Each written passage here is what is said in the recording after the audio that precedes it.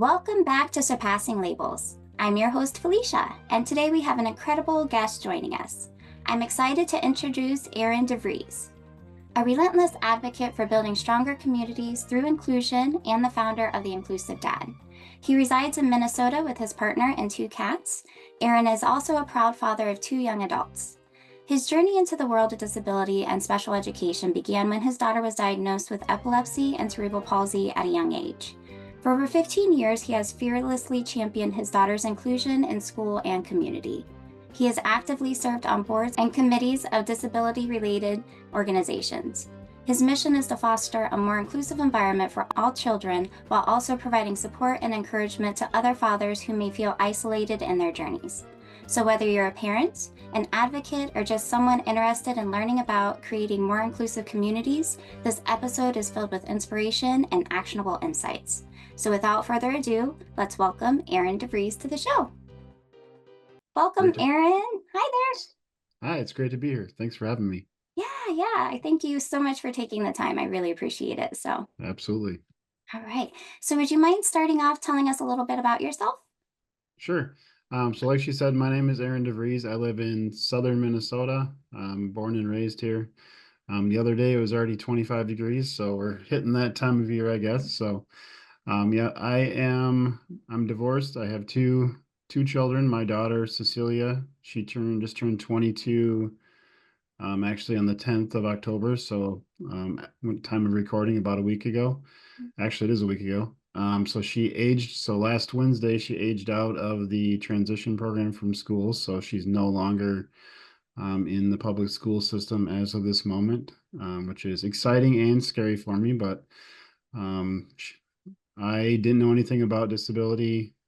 I shouldn't say that. I probably knew about it. I don't recall hearing the word disability, seeing anybody in a wheelchair, thing like that growing up. So when my daughter was born, I had to learn everything and started my journey to where I am today. My daughter, she just turned 15, so Okay. I'm kind of like in that little limbo Right. area right there. So Sure. yeah, I can imagine once they kind of cross that threshold, you're kind of like, okay, it's kind of a lot to consider, Yeah. I would imagine. Yeah, it's a lot. And for her, she needs somebody with her 24/7 for daily living tasks. So she lives with her mom full time and comes over to my place for respite a couple nights a week. So it's yeah, the time where we need to start talking about what's the next, where's she going to live long term, getting stuff in place. So if we're not able to, do those things, we have stuff lined up. So yeah, there's a lot to process right now. Yeah, and try to work through, I'm sure. Oh, goodness. All right. So, what inspired you to start the Inclusive Dad platform, and how has your personal journey kind of shaped its mission? So me, like I said, I didn't know anything about disability or special education or any of this stuff. So just a lot of having to learn it myself, and then I would come across things such as inclusion. Like I said, I didn't know anything about it. So when the school wanted her to, take a bus across town to like what I would call a segregated classroom. His brother was walking a block to the neighborhood school. I just, went along with it, found out stuff. There is inclusion. She can be in the general education class with her peers. I just wanted, I had to learn that. I don't recall anybody telling me about it before, the school, we had that meeting in the school, suggested that placement for her. So just wanting to, talk about inclusion, get awareness out there, share the stories about what we've gone through.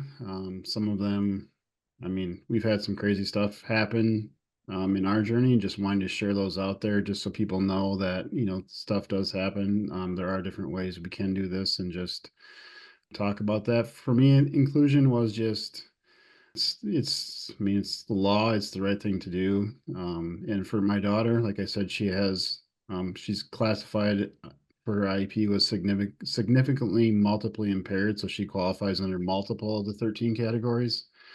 And if you look at the statistics for, children like with that classification, such as her, it's inclusion is not something that happens very often. So just wanting to, bring that to the forefront and, support parents to try to get their children included if, the school is not presenting that option to them. Yeah, I can definitely understand that. And especially promoting awareness, I think is huge. And when you start when you start your parenthood journey, a lot of us have no idea No. about any of this. I mean, we Yep. really don't. And it's a completely new world. And a lot of times it's scary and overwhelming, and you have no idea what to even ask or even think Right. about. Yep. So you bringing awareness, I really think is huge because, like you said, when we can share our stories, we can make people aware of things that can happen, but also aware of the potentials of navigating Yes. things whenever situations come up. So I really commend you for that. And I think that is a wonderful thing to be doing, especially in your situation. And just being able to take that knowledge that you have and pass it on to others, I think is just amazing. So I love Yeah. Thank it. you. So, what are some common misconceptions you've encountered with being a father with a child with significant needs? There's a lot of, I'm obviously a male father, so just it's not. Yesterday, I went to a meeting, Special Education Advisory Council, for the school district. I was one of two males in the room. The other one is a school board member who I think has to be there as part of his, that's one of the committees he's on. So it's every meeting I go to, I'm either the only male there or one of a very few. So just being male, and a father in this world, like all the meetings, all the trainings I go to, it's just not common for other, dads, father, or, males to be there. So there's just, and I haven't really figured out what that is. If it's more just the motherly role that kind of, is works on these kind of things. I haven't figured it out really, but just I've always been somebody that I want to be there. Like I said, I would research stuff, come across things that I'm like, this just what they're doing is wrong for one, or it just doesn't make sense. And then I would bring it up, and that's my thing. So just, I'm always been involved. I'm not, lot of fathers are involved. I'm not saying that. I guess it's just, I don't run into, a lot of dads in these spaces that I'm in, for whatever reason. But just another thing is like dads don't just talk about stuff. I don't have a lot of, that's not the first thing you lead off with. You meet somebody for the first time. Hey, I'm my dad. I have a daughter with a disability. It's not really, guys don't talk about those things. So just, being able to talk about it, with others, connecting with other guys is awesome. But yeah, it's just one of the misconceptions. It's not really related specifically to being a father, but just as a parent of a child with, significant needs or in a wheelchair. Is just there's been more than once, probably 5 to 10 times, where I've been out in the community with my daughter, and it's like, oh, it's so great that you bring her with you, and I'm like, what else am I supposed to do? Like leave her at home? Like why is it awesome that I'm bringing her, to the fair, to church with me, when you don't say that if I bring my son who's 15 months older than her and, doesn't have a disability. So there's some things like that where people say things and you're like, why is that even, how did that come up? So like that. Yeah, I sometimes you kind of wonder, you just shake your head and Yeah. you're like, they are a part of our family. Right. They are here. They have every right to go out and enjoy Yeah. everything that we do. So just actually getting out there and once again promoting awareness and showing Right. people they may have different struggles, they may do things Yep. differently. They're still people and they still deserve respect and they still need to get out and Yeah. enjoy life just like everyone else. Yeah.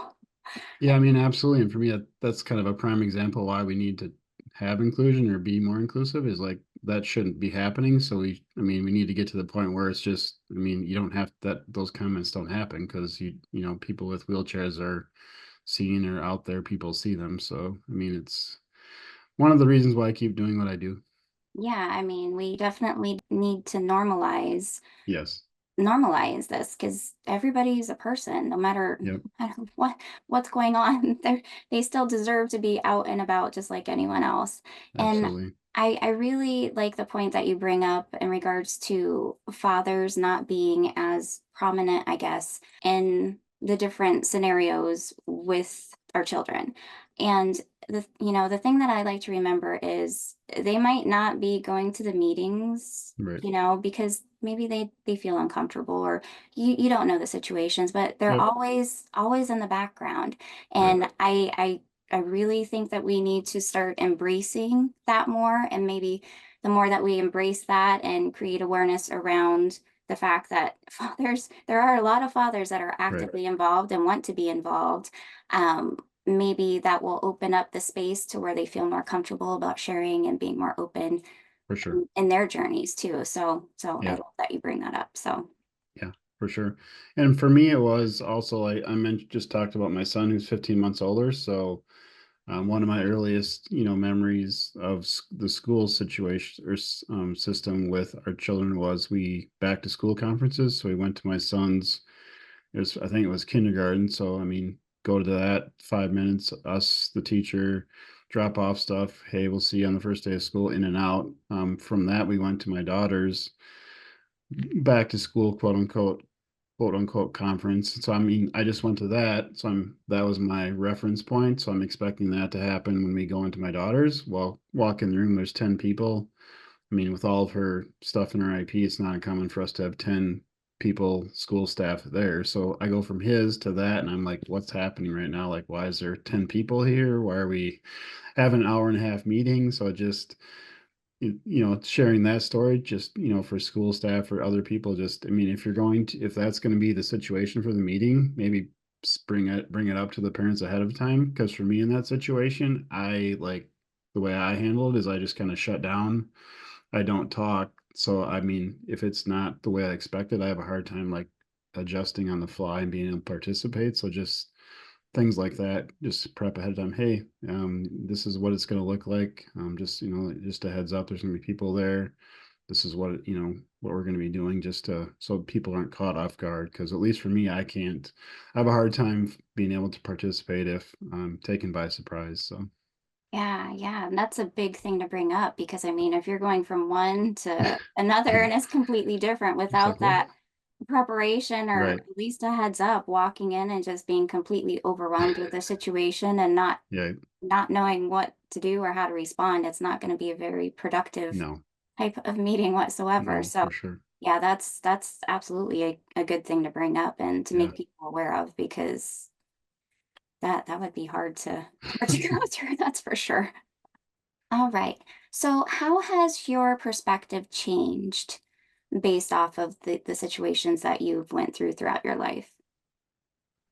I mean, for me, early on, it was, I mean, I'm not sure where the perception came from, but I mean, I'm obviously a male father, so I went to church a lot when growing up, so you hear all about and I grew up Baptist, so heard a lot of the stuff about the male husband's role. So my daughter was born.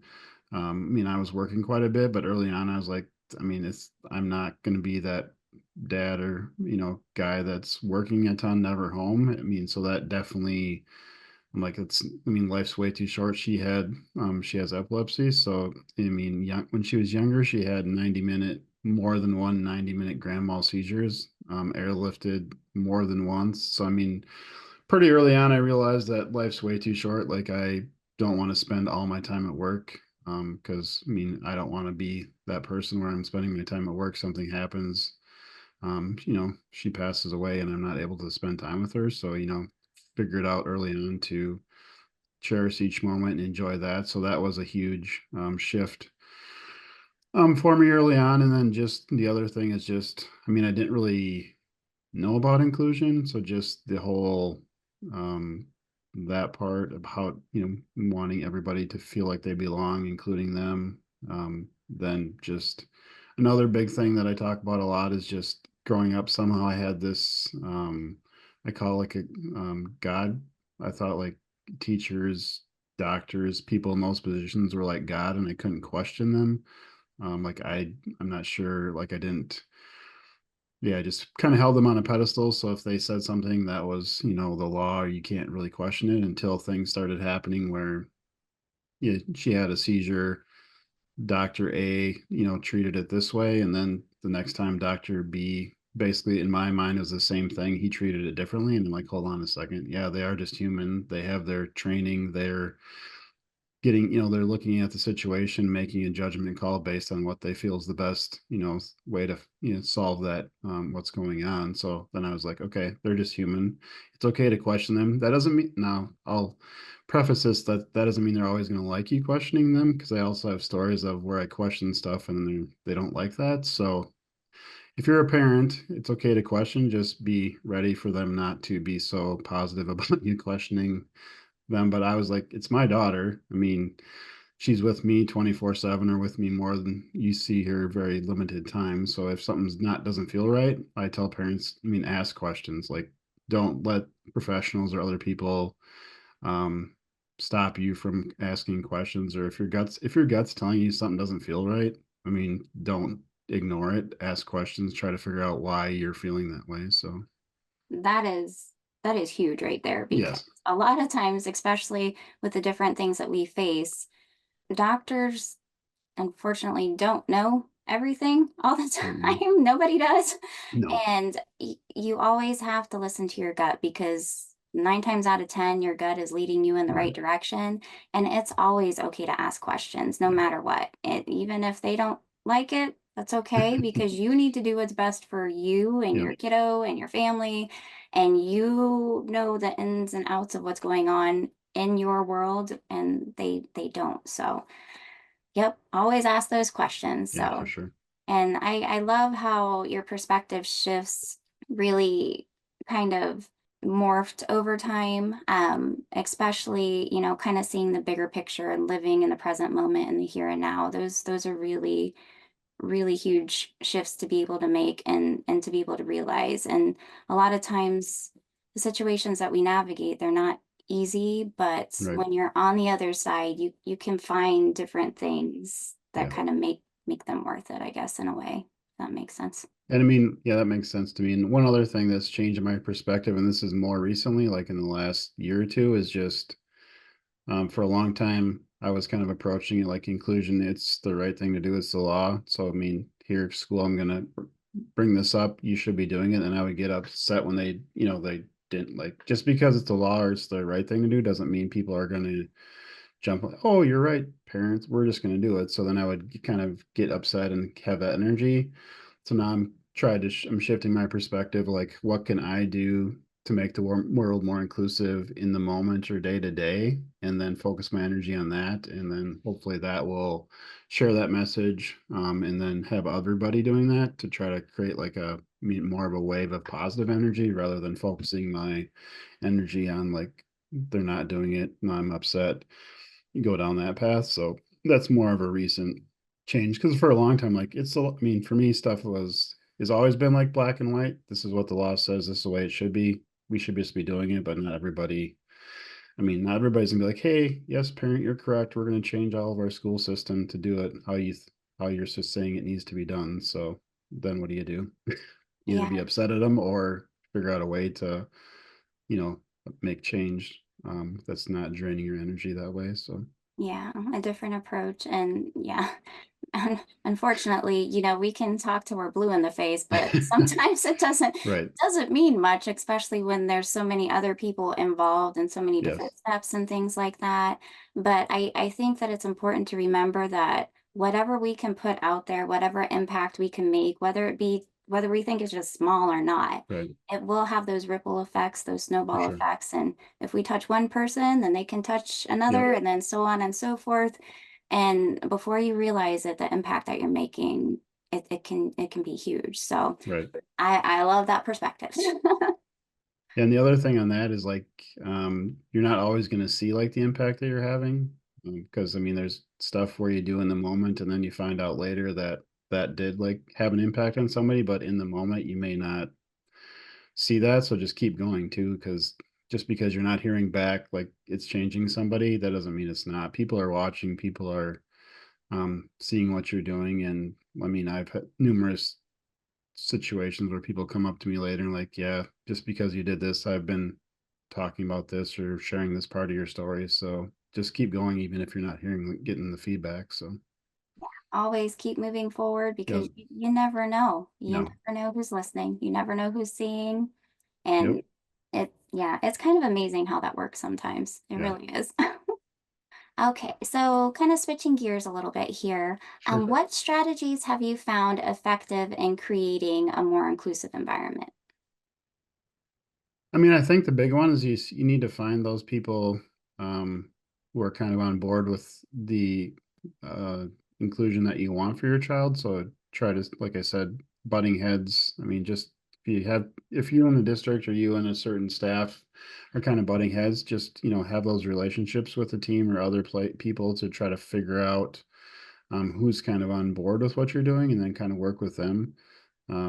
I've more now too lately just trying to find those ways to people to talk with, and kind of sometimes there's teachers who um I mean, I'm sure you've been in IEP meetings where it's ran and admin runs it. Teachers really don't talk a lot, but if you can have those conversations with the teacher, build that relationship, and kind of throw out things like, hey, I kind of want her to go to lunch with the other kids or go to recess, or these things, and try to really working trying to find those people who are on the same page as you are, and working that way has been helpful. So just that part of it, and just because like I said, just here's the law, showing the law, and this is the this is the way we should be doing it. That doesn't, especially in like a meeting setting, they don't it catches them. They don't like being made look bad or anything. So trying to build those relationships, working with even in the community too, trying to find those organizations who are more open to inclusion, and working with them. Just it's a fine line. I understand. You need to push bigger global changes, but um, when as a parent, I mean, I don't want. I mean, I want the world to be better for everybody, but in the moment, I want to be better for my daughter now. So, kind of balancing that too, I guess.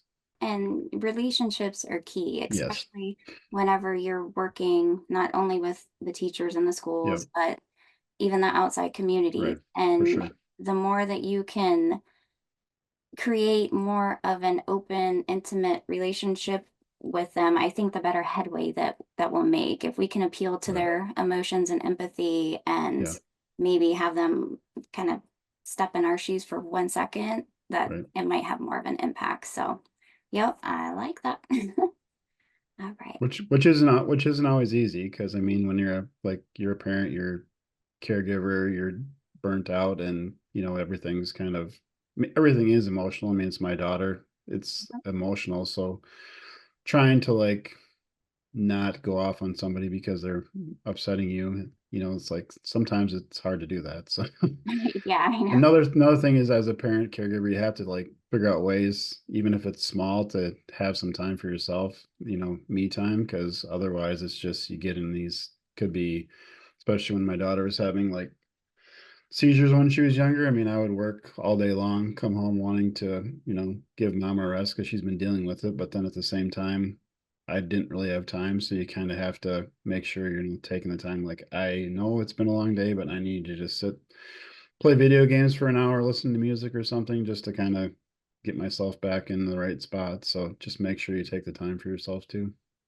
Yeah, and that is so important to bring up because, with all the things that we go through and deal with and have to try to navigate throughout the days, it is so important just to take whatever time you can and just give yourself a little bit of a break because Right. in order for us to be able to respond to situations in the way that we want instead of just reacting, we really have to be at a better place, not only mentally, but physically and emotionally. So Yes. taking that time that you need, whether it be just, walking outside and getting a breath of fresh air or, Yeah. listening to some music or something just to decompress, we'll be at a much better spot to be able to respond versus react. So Absolutely. yeah, that's huge. Okay. All right. So, how do you think other fathers with children of special needs can find more community and support?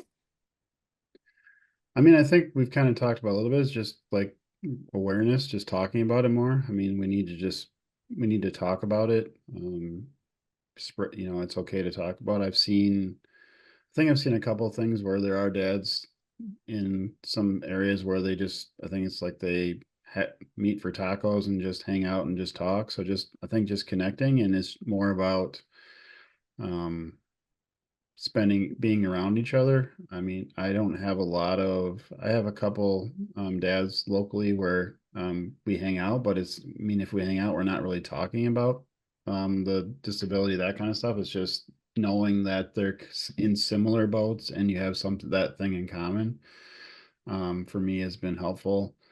Um, just, doing that. It just, like anything, you need to know that you're not alone in it. For us early on, we connected with the Epilepsy Foundation of Minnesota, just other families who had, kids with epilepsy as well. And for that, that was more of a family connection, but it just being somewhere where you don't have to explain yourself.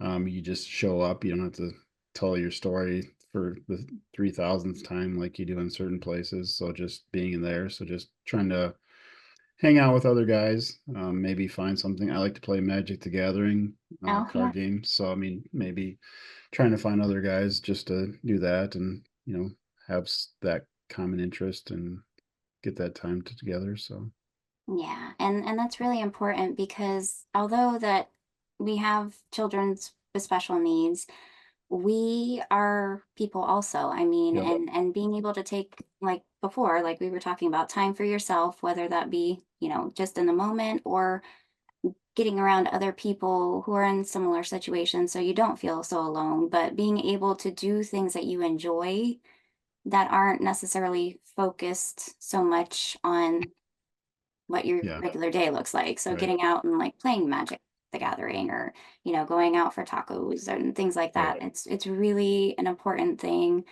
overall, holistically, for your body and for your right, mind and for everybody in your family, because once you're in a better place, it just impacts everybody else more positively too. So yeah, for sure. that is a big thing to bring up. All right. So, what are your hopes for the inclusive dad, and how do you plan to expand its impact in the future? That's a great question. So I recently started my own podcast. I'm going to be episode 20 here shortly. So just that's part of it, is just the awareness piece, just talking with other parents or people with disabilities, just about inclusion, spreading the word. Um, that I don't have a good like laid out plan for, but just I've done 2 TEDx talks. I've been in a couple anthology books sharing my story, sharing pieces of my story. So just talking about that, connecting. On the inclusion piece, I find a lot of it. I mean, there's tons of studies. A lot of the talk about inclusion is more on the academic side. So I want to do a little more to help families such as myself. I mean, I knew inclusion was correct, the right thing to do, but then how do I work with the school to get that for my daughter? So more of figuring out ways to help families, like instead of going to the IP meeting, here's the research team, take it, change everything. How do you come up with more strategies? So we talked about a couple, but figure out maybe more of a roadmap or help a community to help families in that situation. Go navigate that part of it. So I feel like that's something in the future.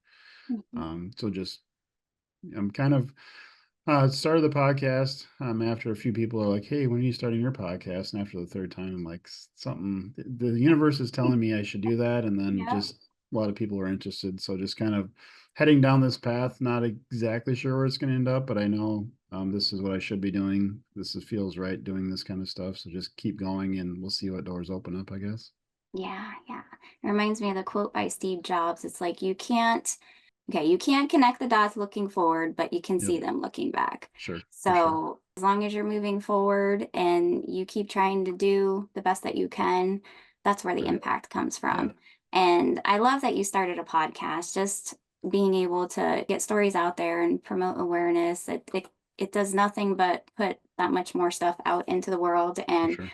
just creates so much of an impact. So, are there any last words that you would like to leave our listeners with today?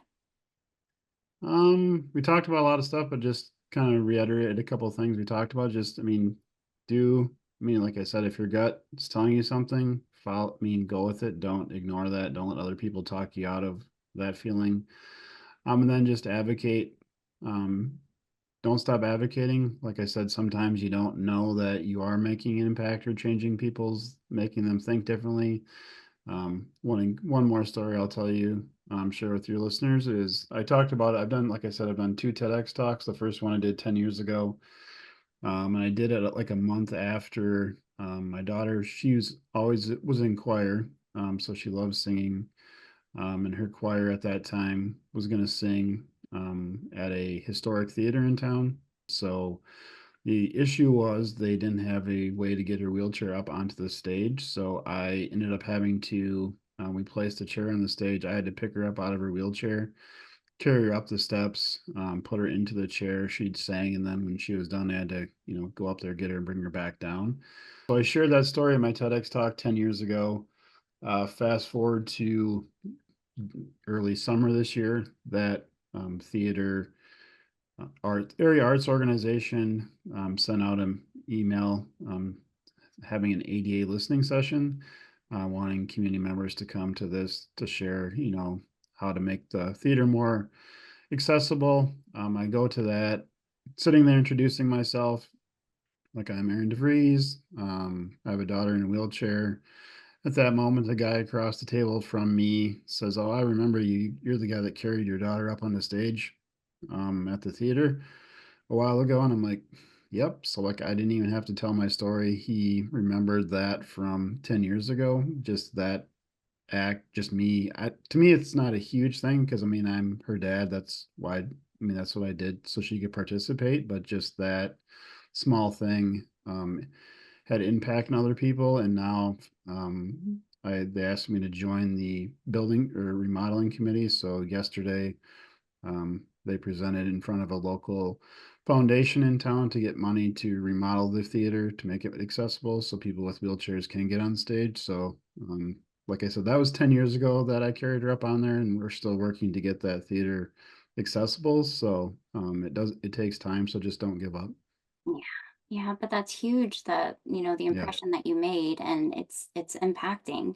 And granted it took a while, but the steps are still there. So Yeah. that's awesome. Yeah. Awesome. All right. Well, Aaron, thank you so much for being with us today. I really appreciate it. Yeah. Thank you very much. Thanks for having me. Thank you so much for tuning in to this episode of Surpassing Labels. I hope you found today's conversation with Aaron DeVries from The Inclusive Dad as inspiring and insightful as I did. Aaron's dedication to creating a more inclusive world and his advocacy for fathers navigating similar journeys is a powerful reminder of the importance of community and support. If you'd like to learn more about Aaron's work, please be sure to check out The Inclusive Dad or check out his links that are in the show notes. And don't forget to share this episode with any parents or advocates who could benefit from Aaron's message.